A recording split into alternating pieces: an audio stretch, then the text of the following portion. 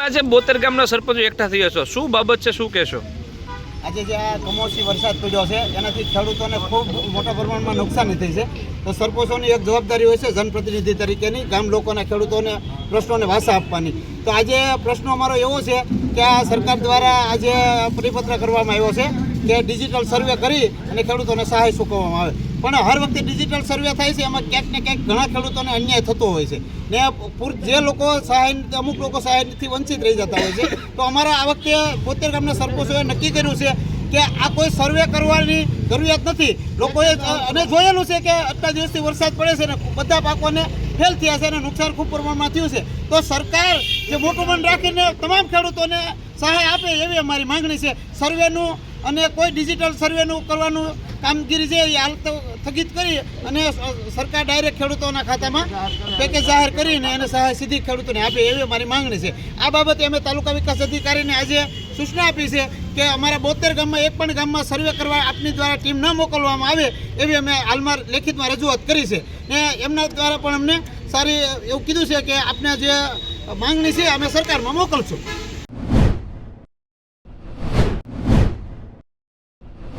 બધા સરપંચો આજે ભેગા થયો છો, શું માંગ છે? માંગમાં એવું છે કે સરપંચોને ગામમાં 72 ગામના સરપંચો એ માટે ભેગા થયા છે કે રાજુલા તાલુકાનું કોઈ એવું ગામડું નથી કે જ્યાં 5 થી 7 દિવસ વરસાદ નથી વર્યો અને પુષ્કળ ખેડૂતોનું નુકસાન થયું છે. તમામ વસ્તુમાં નુકસાન થયું છે. ડુંગળીની અંદર, કપાસની અંદર, સિંગ, તૂર 100% નુકસાન છે.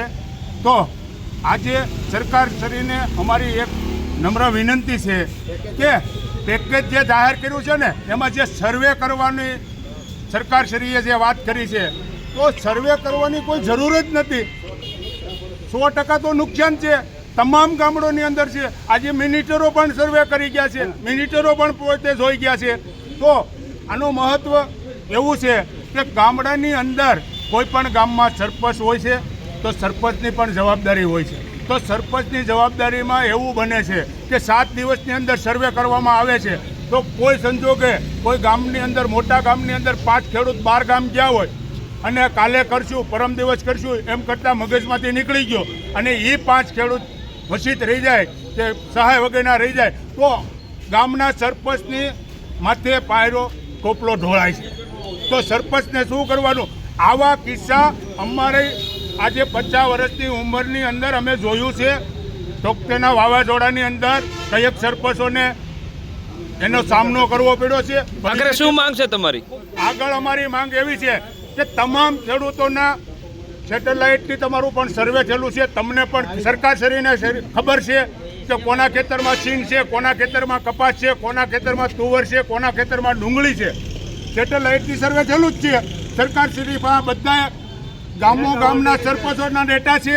બધા ખેડૂતોની યાદી પણ બધી વસ્તુની જરૂર છે. નુકસાનીની કોઈ સર્વે કરવાની કોઈ જરૂર નથી. જેની ફૂલની તો ફૂલની પાકડી જે સરકારશ્રીને યોગ્ય લાગે એ ખેડૂતોને બધાને 72 ગામના ખેડૂતોને તમામને એનો લાભ મળે અને એની નુકસાનીનો એને ફૂલની તો ફૂલની પાકડી આપે એવી અમારી માંગ છે. જય હિન્દ, જય ભારત.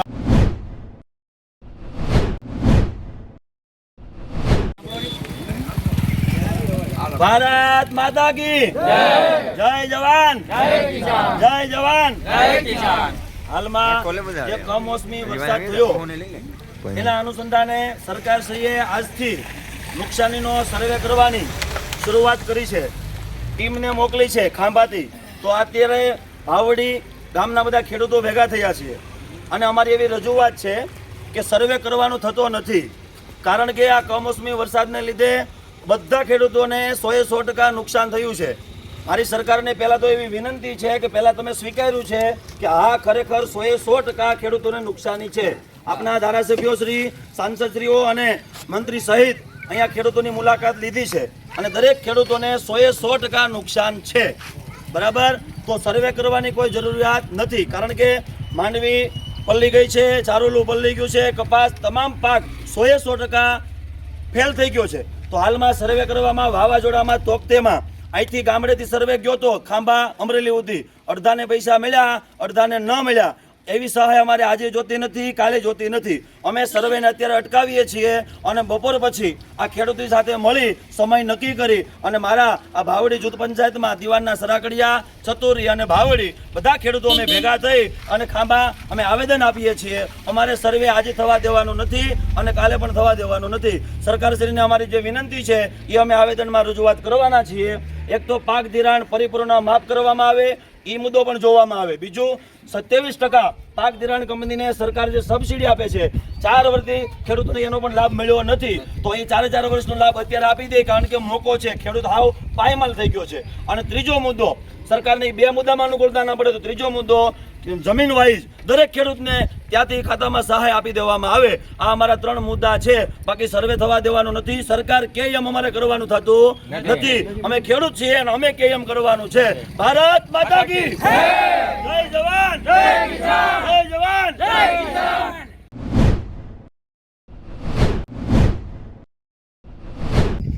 આજે રોજ સમઢિયાળા ગામના દરેક ખેડૂત ખાતેદારોએ સાથે મળી અને ગ્રામ પંચાયતની અંદર નિર્ણય કરેલ છે. ગામમાં સંપૂર્ણ નુકસાન છે તો સર્વે કરવાનો કોઈ જરૂર નથી. 100% સમઢિયાળા ગામની અંદર કે દરેક વિસ્તારની અંદર સંપૂર્ણ નુકસાની છે તો સર્વે કરવાની કોઈ જરૂર નથી. ખેડૂતના ખાતાની અંદર ડાયરેક્ટ સહાય આપવા વિનંતી. રાજ્ય સરકારના કૃષિ મંત્રીને અમે રજૂઆત કરીએ છીએ. અમરેલી જિલ્લાના કલેક્ટરને અમે રજૂઆત કરીએ છીએ કે સંપૂર્ણ નુકસાની છે તો સર્વે કરવાની કોઈ જરૂર નથી. સૌ ગ્રામજનો આ વિસ્તારના બધા વિસ્તારની અંદર બહુ ખૂબ નુકસાન છે. અત્યારે સહાય જલ્દીમાં જલ્દી ચૂકવવા અમારો અનુરોધ છે. ભારત માતા કી જય! ભારત માતા કી